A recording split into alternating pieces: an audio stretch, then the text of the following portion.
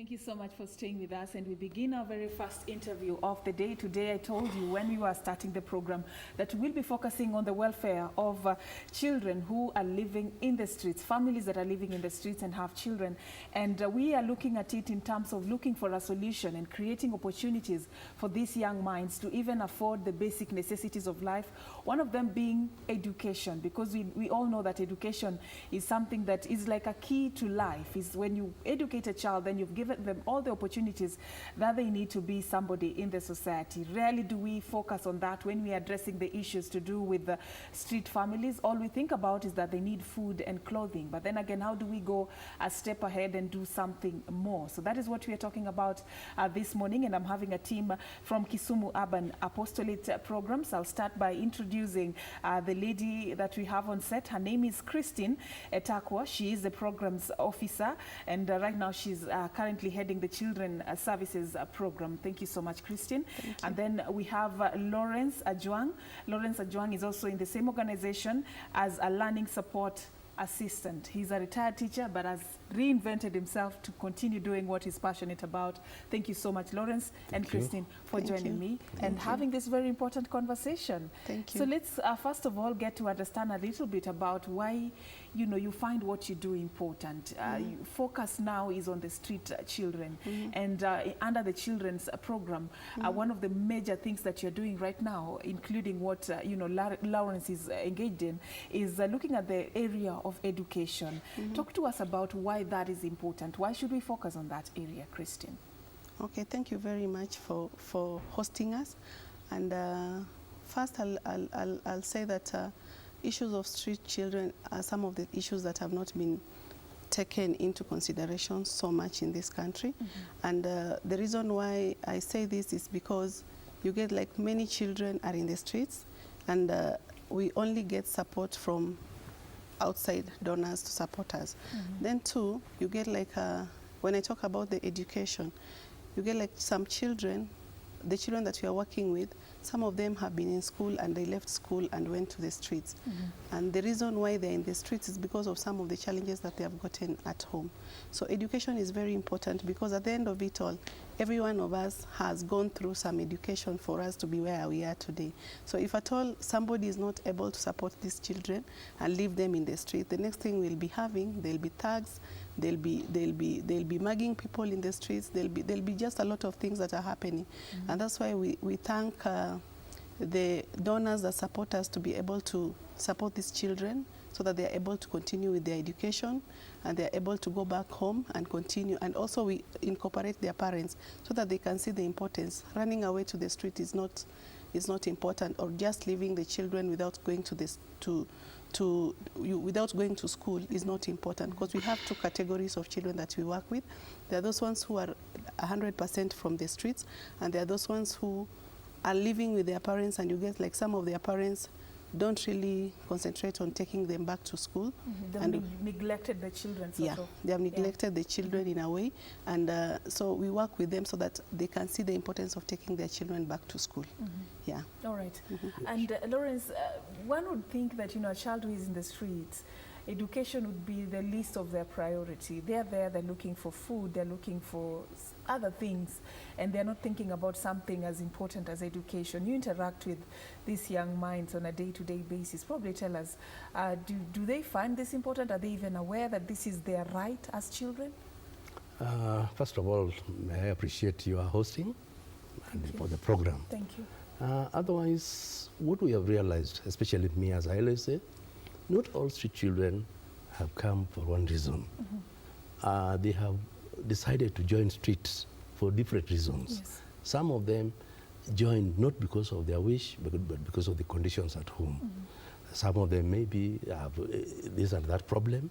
So what we have realized is that once they have been absorbed, we find that some of them are very interested They are in passionate. learning. They are They passionate. have the desire They to have learn. the desire to learn. It's only that they didn't get that opportunity to do it well because of maybe the hostile environment at home or something like that.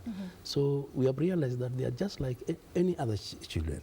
Once given opportunity, they're ready to learn. All right. And they respond very positively All right. in terms of learning. Okay, and you take us through the practicality of it, how it's done, and the results, the things that you see, and you say like we're adding value in the lives of these children, how you do it exactly.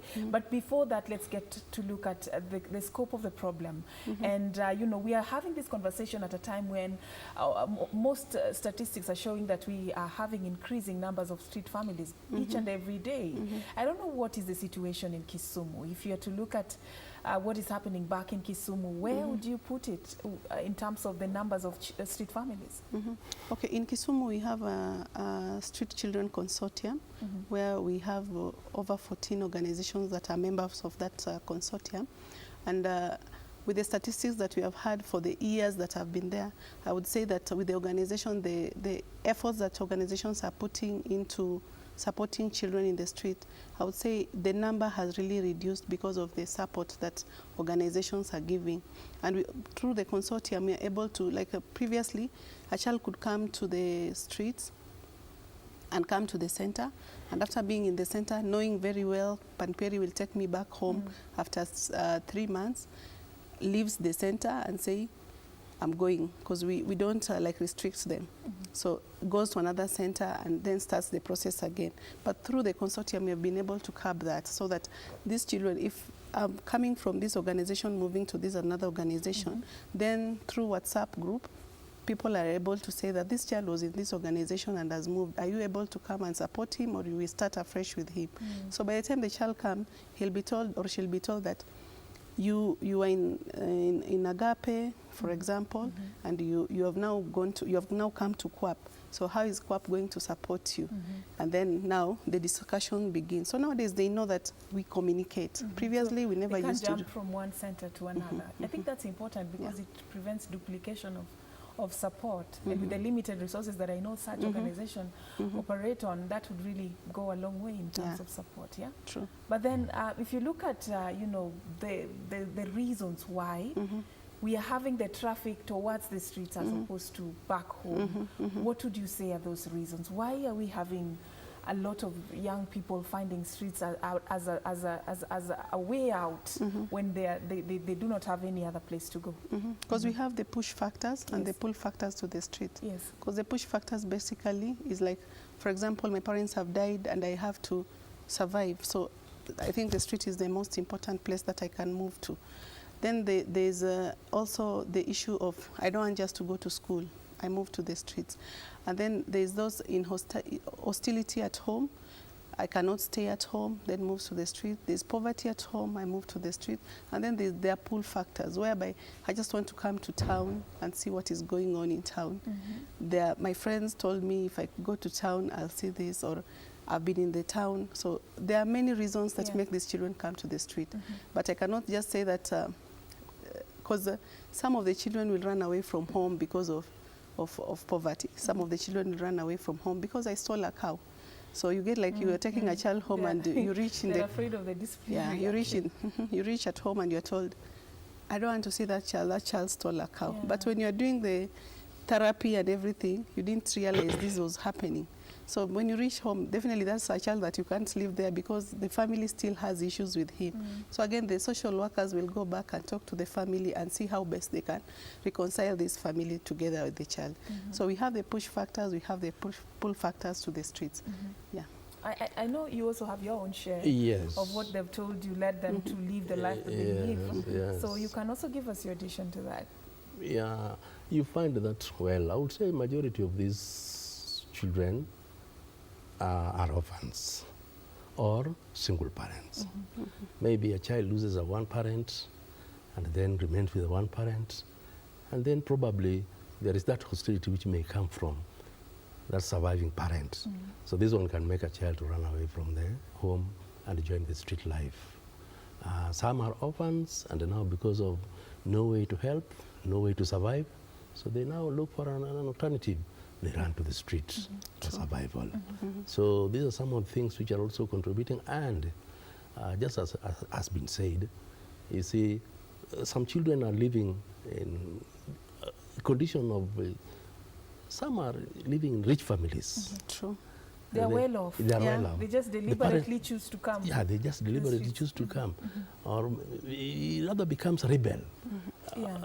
from the wealth of the parent. And then the parents maybe becomes disgusted and so on. So tries to discipline him. And from there, he runs away and enjoys the street life. So these are some of the added things which make these children to find themselves in the streets.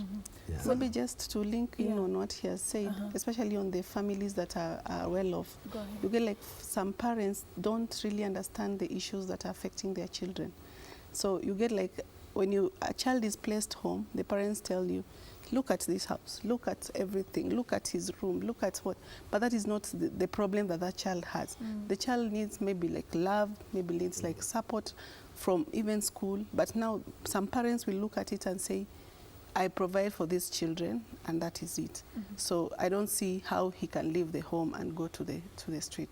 So we have such parents. It's not just poverty that moves these children to the street. You get like some children coming from very rich families and they're in the streets. Yeah. So how do you And one get thing to... I may add Yeah. on what she has said, well, to some extent, teachers also may contribute to the child landing on the street. Teachers? Teachers, How? yes, yes. Sometimes back, there used to be this corporal punishment.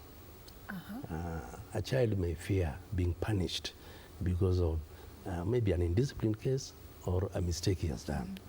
So because of that fear for the punishment which he is likely to get, he decides to run away from school, abandon school, become a dropout, and then decide to join a street.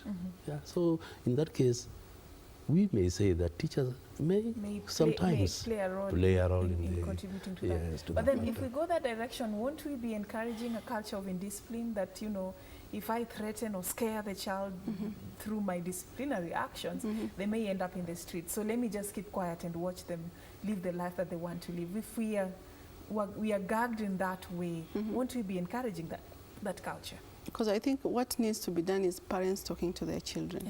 Not just a matter of saying maybe teachers to talk to the children. As Lawrence has said, there's that component of the teachers and there's that component of the parents. How do parents work with their children? And right now we are talking of rights of the children. How do you empower the child? He or she has a right, but there's also responsibility aspect. Yes. How, if I buy for you a book, do you throw it out and say, I need another book, or I need to use that book until it's filled up, then you buy for me another book? So it also comes to responsibility.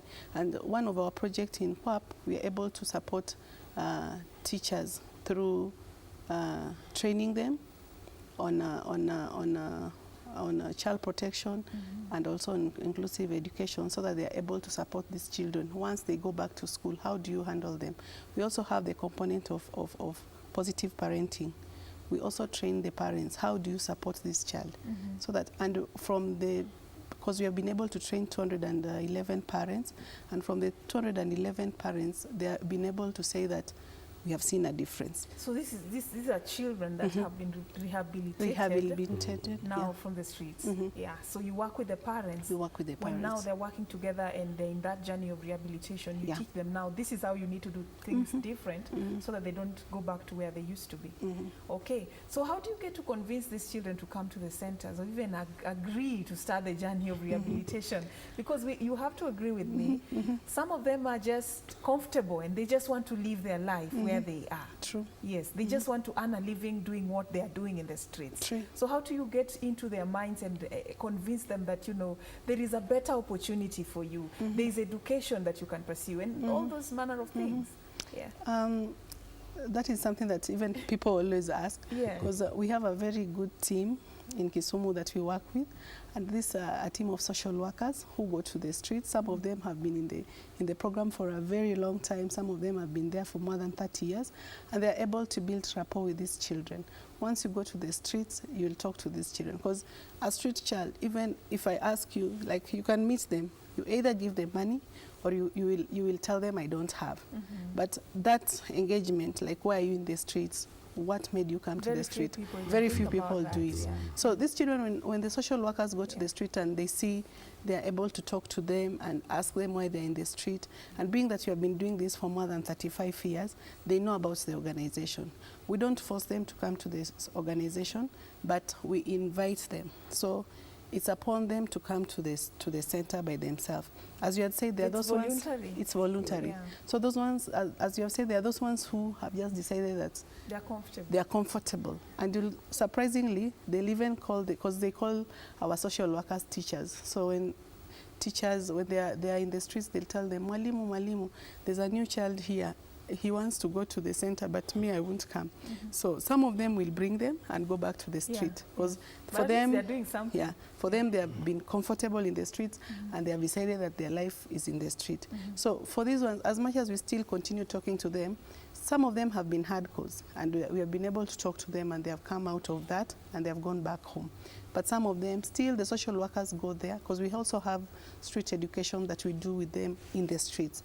And then there's that day street work that we do and also night street work where social workers go to the street and talk to these children on daily basis and invite them. So after inviting, they come to the center on their own will. We don't carry them unless it's a child who has just come into the street and said, I don't know even where your center is and I would wish you people to go with me. Because this is somebody, because we always say that is the first step of rehabilitation. Yeah. Acceptance. Acceptance. And willingness, yeah? And, you know, what is the dangers, the risk factors of, you know, a child living a life in the street? Why do we need to put a lot of investment to bring them out of the streets? You know, what is the danger?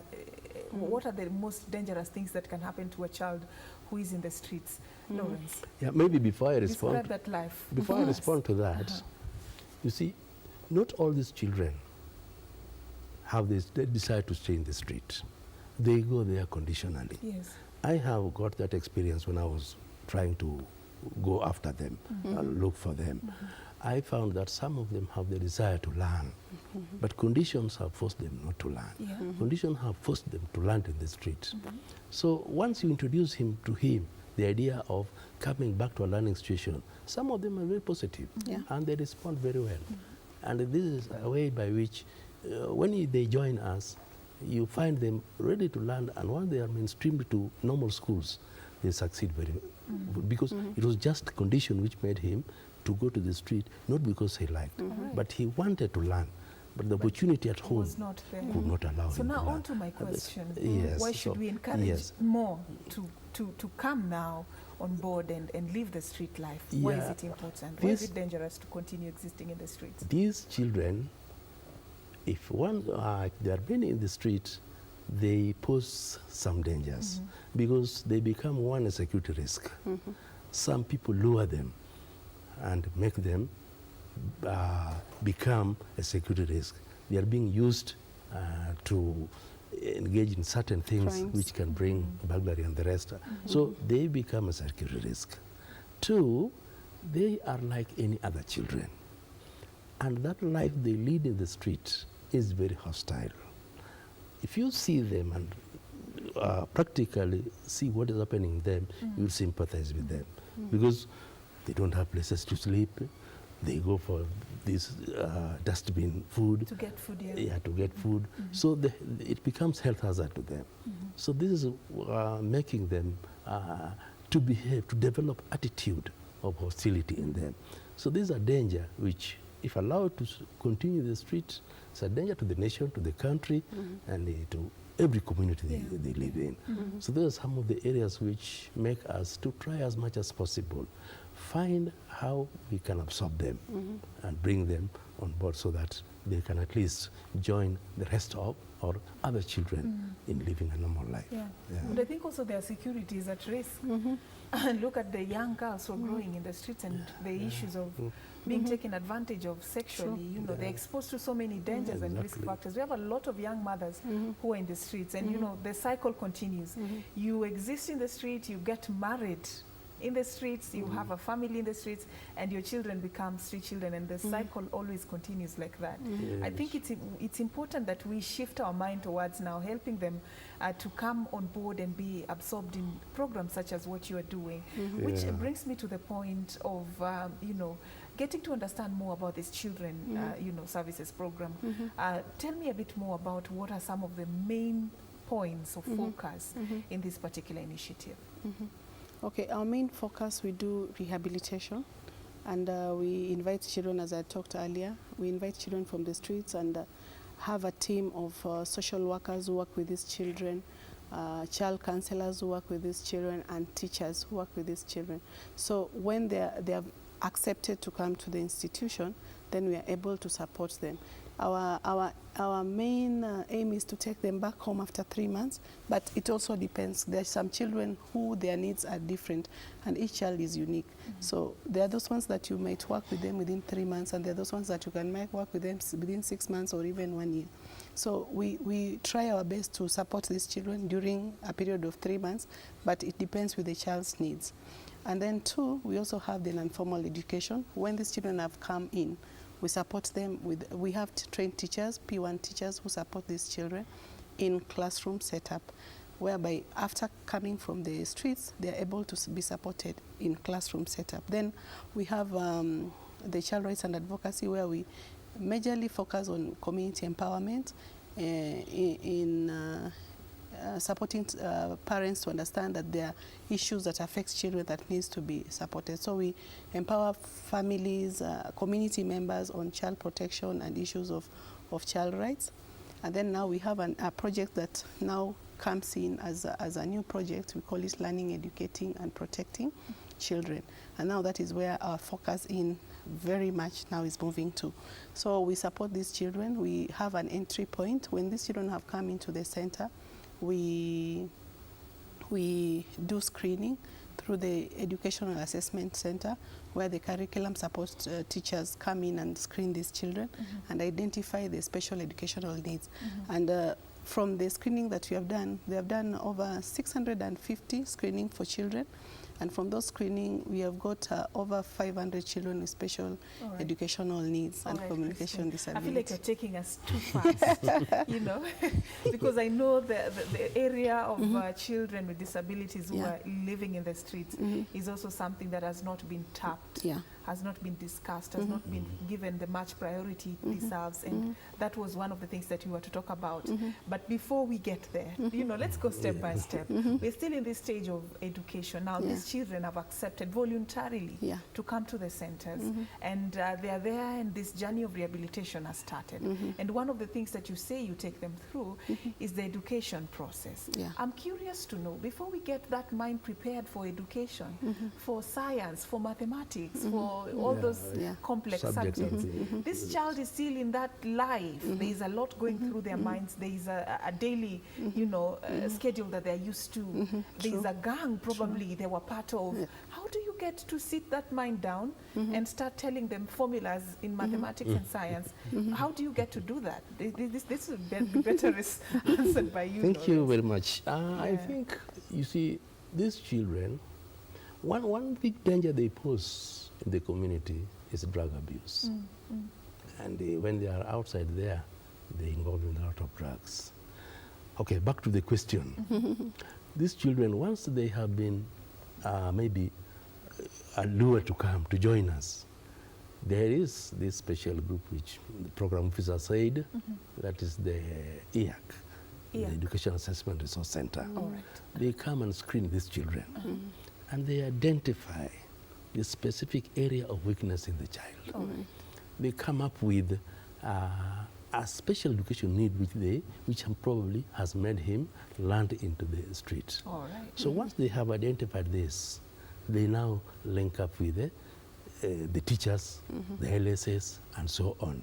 And then they say, as to approach this child, this is the direction. Yeah, this is the direction which you should follow, so that this child can go back to the normal learning All right. situation. So the screening is done for The screening is all done the children, for all not the children. All the necessarily the children. ones who have special needs, No. the ones No. that we know. No. Yeah. But every child who comes has to screened. undergo the screening Yes. so that you know where to start And we have and to which start direction to and go. the direction to take. Okay. And then maybe just to add on Yeah. that, we have team of child counselors who are on board.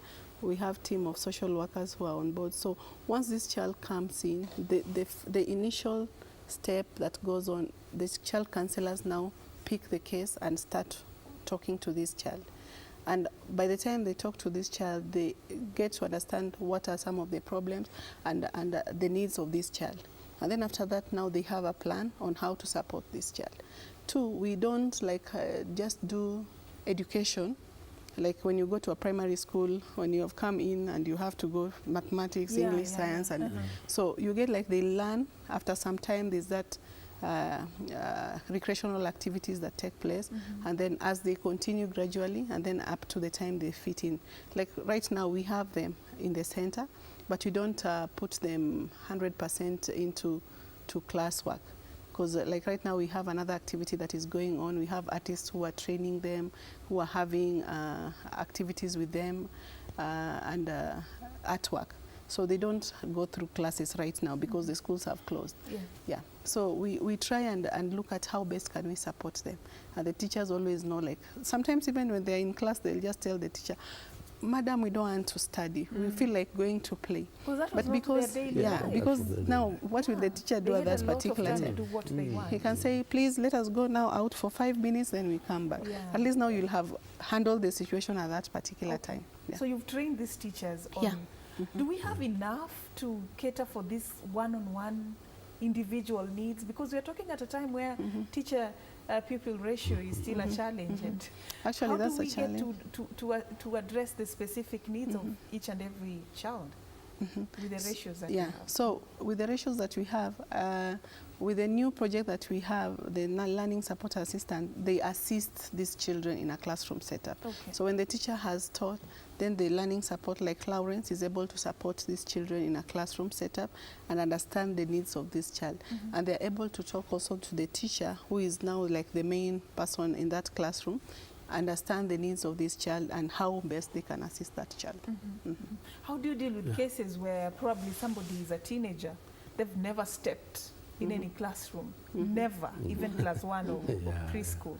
How do you handle such cases? Yeah, that one is there. You see, once this child has been identified, there is this person who is called a counselor. Yes. This counselor has that expertise in maybe bringing the child gradually into normal life. So this counselor will be handling the child. We LSS and teachers also will be joining the counselor to handle the child. So gradually this child will come to the mainstream of education setup. So do you So- take them back to preschool, or how do you treat that? 'Cause Okay, they're- like for example, maybe those their age is beyond. because the our level they need to start our from. entry point, we have our age limit is 6 years to 15. To 15. To okay. 15. Okay. So in such situations, we are always asking the child, let me say it's a child who is 14 years or 15 years, Yes. who is not willing to go back to school, or he has never stepped in a school setup. So we'll always ask them, what would you wish to do? Because they are not, like they don't want to study and they want to be assisted. So we partner with other organizations that are able to sponsor them to do maybe vocational training, because we don't support vocational training. But being that we are in that consortium, we know organizations that are able to support such youths or children who are in that age that you're sure you might not be able to achieve much with them. But there are those ones who have shown interest, like I would wish to learn. And the teachers also are able to take them through some basics. Yeah. All right. So do you take them back to the lower levels? Yeah, of- there's there's a special way in which you handle such Before cases? that, there's something which we normally do also.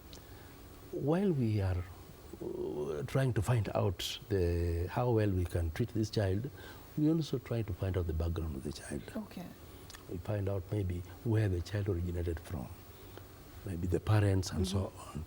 The project always investigate. Yeah. And a child who's willing to go back to the parent is always taken back to the parent with the help of the project. But the parent is traced and until the parent is found where they can be located, and the child is taken back to the parent, and the parent may, because the child may have got lost without the knowledge of the parent. So some parents are very appreciative, and once they receive their children back, it's like a lost child who has been found. Who has come back, Yeah, so that is also what we do. So it's, when we come back to actually overage, that is a child, taking him back to the beginning of the Education system. education system.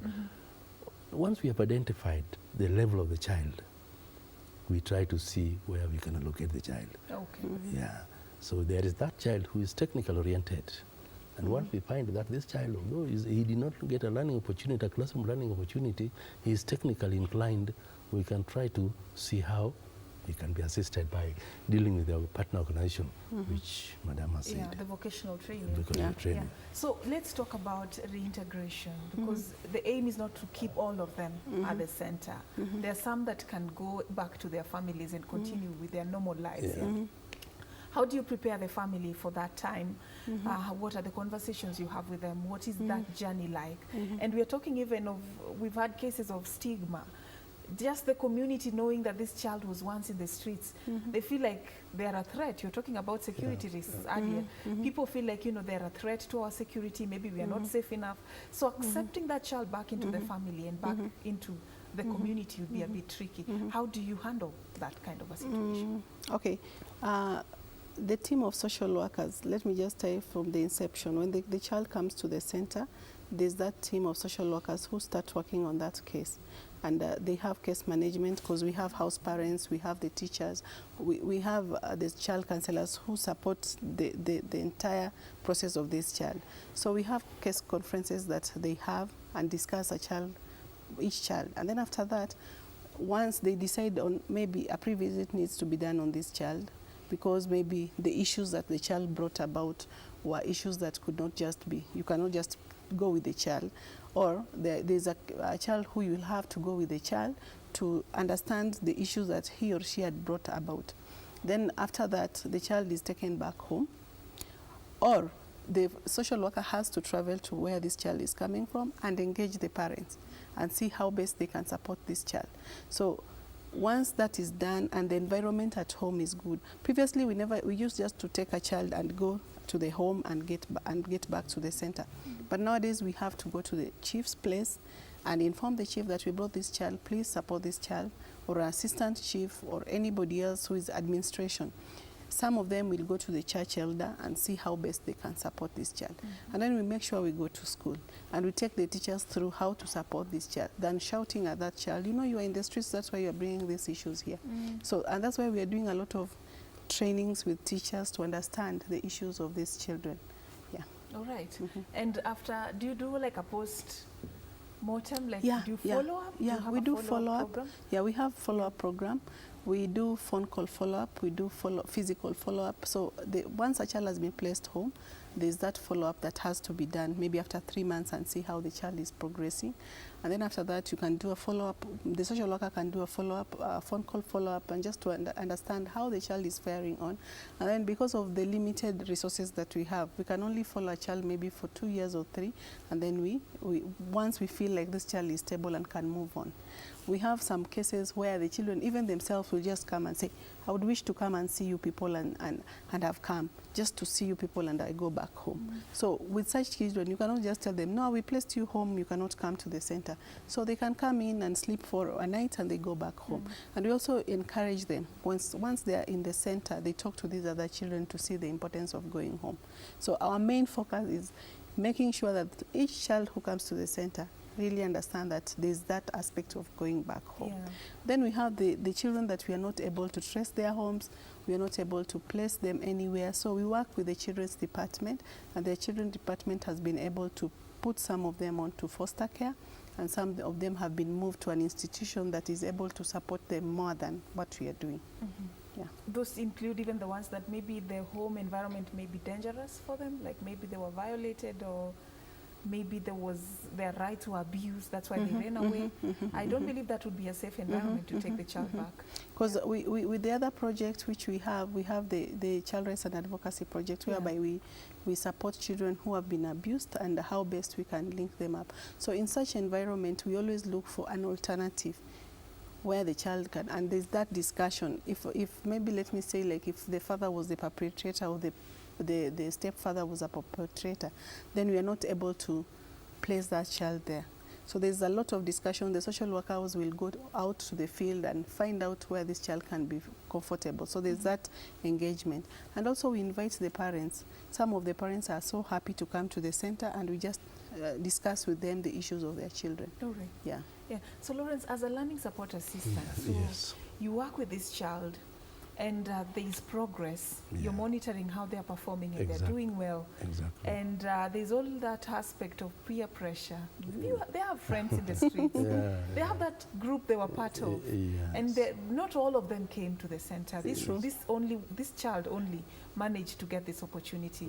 So they're doing so well. And then they start being lured back by they meet their friends, or they just have a way of communicating, and they start asking them, what are you doing with your life? Why are you living such a boring life? Have you handled such cases, and how do you deal with them? Yes, it is always there. Of course, we have got the training of how to handle these children. So this child, although he may have that desire to go back to the street because of maybe peer pressure and so on, but we try to put some comfortability in learning so that the child sees the need of being to school.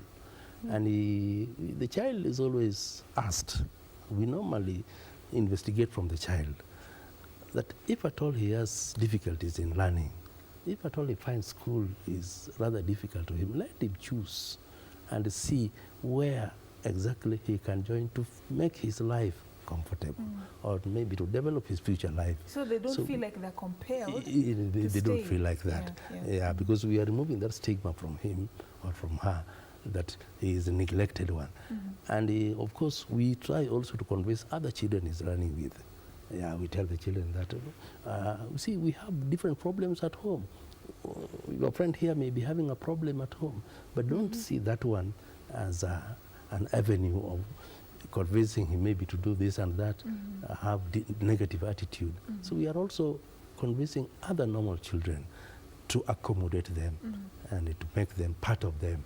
So this is actually now making him to be closer to his learning mates, and it usually which probably try to avoid the idea of being pulled by the peer group outside. But have you had a few cases where some have run away and sneaked out and gone back to the school? Some of them, you just wake up in the morning, they pack their things and they are gone. And some of them will just tell you, Madam, I don't feel like being here. I want to go back to the streets. So do you allow them? We allow them, because at the end of it all, it's a process. Because you cannot just say that a child who has come in and being in a sniffing glue, it will just come out of him like that. In a day. So there are those ones who even will tell the social workers, because all of them call the social workers, everybody, they call them mwalimu. So they'll just tell a social worker like, mwalimu, I want to go back to the streets because I feel like I need to go and take some glue. But still, the social worker will take them through the dangers and everything, but we'll leave them to go. But still, we'll still follow them up in the streets and see how best we can assist them so that they can come back to the center. There's also that peer pressure. And one of our policy, we have always said, once they come like in a group, we don't admit them. Because the moment they'll come in like 2, 3 of them, they will come in. Have their culture. They have come in with the agenda. So once they leave even 6 or 7. So we always try and avoid. We want them to come at individually. We feel like you have made a decision to come on your own. Then coming in a group. Lawrence has told me to go, and we come. But then after 2 days, we decide, no, this place is not the best. Let us go back. And you have also told others, like, come, we go, and then you see what is in town. So those cases are there. And we try and manage them, because we always have the case conferences. They talk about these children and they see how to follow them, because we have street workers who go to the street. We have the house parents.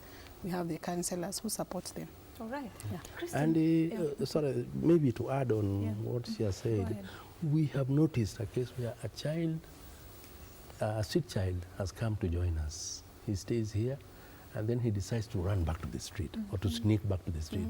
And later he compares that life he has been And seeing. what he tasted Yes. at the center. He decides to come back Yeah, by so himself. that can also happen. It has so happened. like you said, what you do is to make them as comfortable as possible. As Yeah. possible. For them now to have a choice. Yes, Decide whether yes. you want to go back or you want to stay. But it's voluntary. Voluntary. It's voluntary. Yeah. Like, for example, Yeah. right now we have a Form 4 who is doing exams right now. Wow. He also sneaked out, went to the street. The staff still followed him up in the streets and talked to them and came back to but right now he's in school.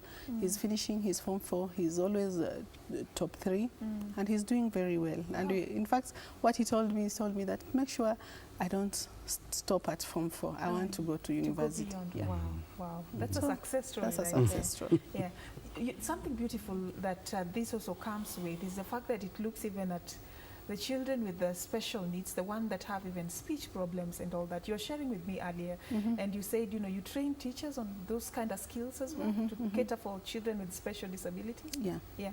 Tell me more about that. We train teachers in 3 counties, that is Kisumu, Vihiga and Siaya. And the TSC has been very supportive for us to be able to train these teachers. Being that for you to train teachers nowadays, you have to get an authority from the TSC. So we have been able to train teachers on, because in this project we are partnering 3 partners. That is Chance for Childhood, which is based in UK. And then Yellow House Outreaches, Kisumu, which is majorly dealing with speech and language therapy. And then we have the Kwap Panpiri. So Kwap Panpiri basically does child protection. So we train teachers on child protection, how to handle these children when they are back in school. And then 2, we train teachers on inclusive education. Yes. And that's where now the special educational needs comes in. And from the teachers that we have trained, as I had said earlier, we have trained over 271 teachers. And from those teachers, there's a big difference. From the staffs who have trained them, they are able to share the challenges that they had and how they could assist these children. And being that we have financial constraints, we are not able to assist all the children in a classroom setup. So some teachers will always feel like, I wish you could also extend the hands so that other children can also benefit from this. But what we always say for sustainability aspect, being that we have trained this teacher, so that next time when he sees or she sees a child in a classroom setup and has some weaknesses, how best can the So they teacher approach assist that, them? Yeah. Okay, that's nice. I know. In addition to that, especially those who are having communication disabilities, just as she has said, we have special language therapists who deal with them. Yeah. Once it has been identified that maybe he's a stammerer or he has some communication disabilities, he's handled by these special language therapists, which of course is a help to them. All right. Like me, there's a case where we had a real stammerer, but we had this expert who was a special language therapist who was handling this child. Maybe he has handled the child for about 6 months. For now, the stammering has really gone down, and he has been trained on how to handle himself when he has that speech bumping. So he's okay now. So that is a way of helping this one with the communication disabilities. Okay. Yeah. So And also just- every child is incorporated in Yeah. this. Doesn't matter what level of capability you have. Yeah. And then also just with our partner Yellow House, they do communication camps for parents so that they are able to support these children. Because we came to realize there's children with severe communication disabilities who their parents are not even aware of how to handle them. But from the statistics, through attending these communication camps, they have been able to support these children. Their parents are able to come out and say, I can now travel with my child. Previously, I used to fear, I used to think what people could say about it. But through the communication camps where they are put together and taken through, how can you assist a child, maybe who has autism, a child who has cerebral palsy, how do you assist that child?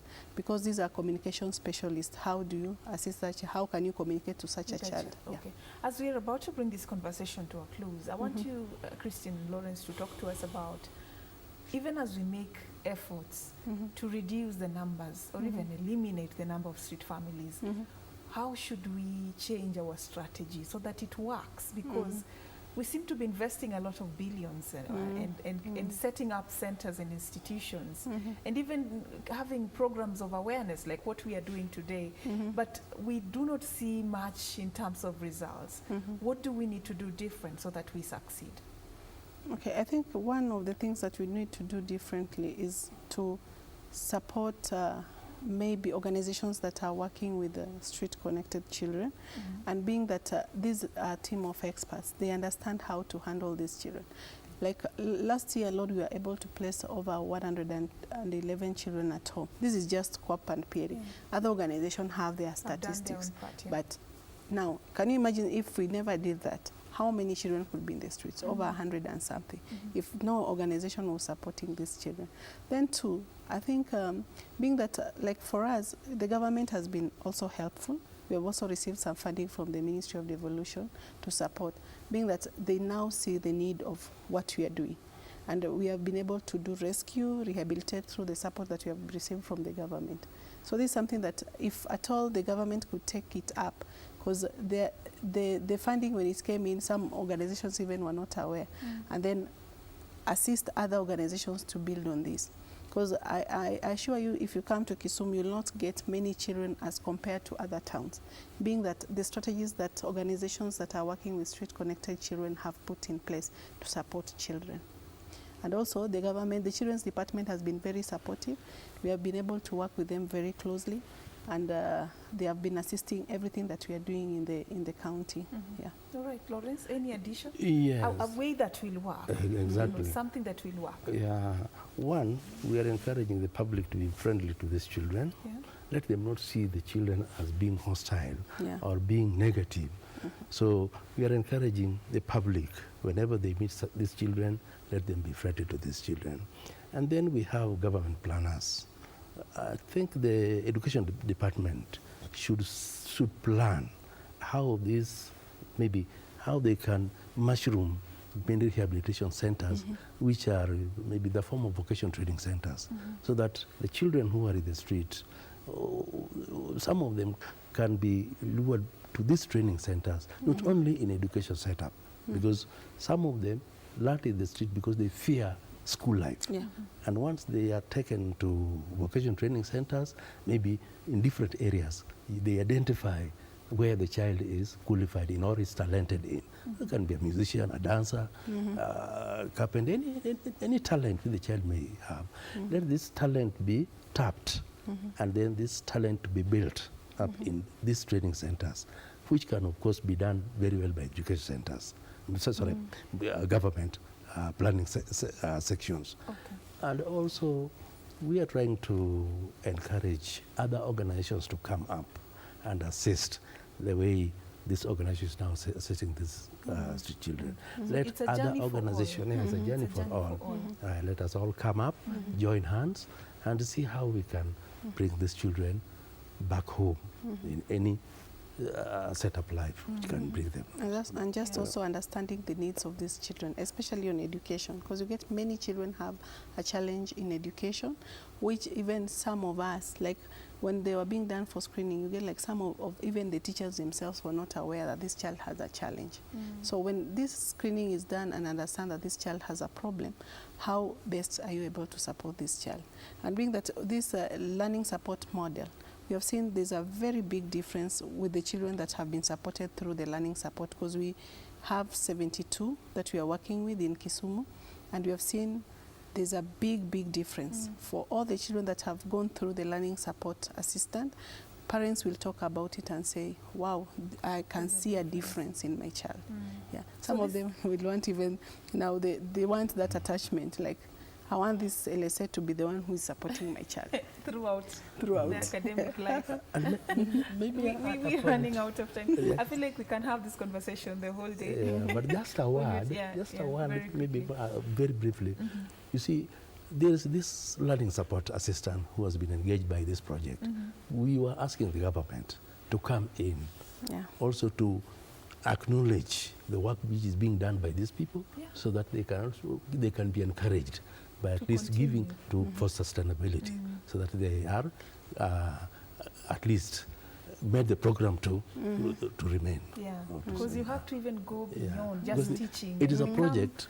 even a counselor at some Yeah. point. Talk to these young minds for them to understand and prepare their mind for even Yeah. what you're about to This, teach them. this project is coming to an end. Yeah. It was a 4-year project. So this idea of LSS will die off.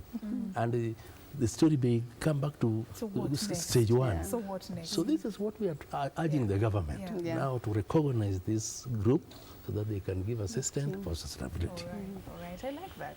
After 4 years, what next? Let's start now and make sure that after 4 years we have a Exactly. next step A next as a program. country so that we continue supporting such initiatives as what you are doing at the Exactly. Kisumu Urban Apostolate programs. I was hosting Christine Etakwa, the head of Children Services Program, and Lawrence Ajuang, the Learning Support Assistant. So let's all embrace children who are coming out of the street and have accepted that we want to be rehabilitated.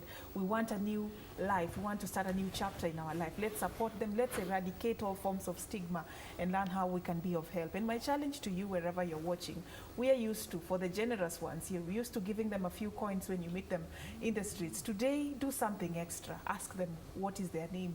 Ask them where they come from. Ask them why they are there. Why are they in the streets? Just go beyond that 5 shilling or 10 shilling that you throw in their hands every time they extend to ask for help. Do something extra today and you will just may create a difference in the life of this particular child. My name is Safin Aching Ouma. The show is taking a very short break. It will be coming back. My colleague Rama Guko is coming on the other side of the break with much more. So stay on. We promised we'll make your morning worth the while and we are still on the verge of keeping that promise. So stay with us. We're taking that short break now.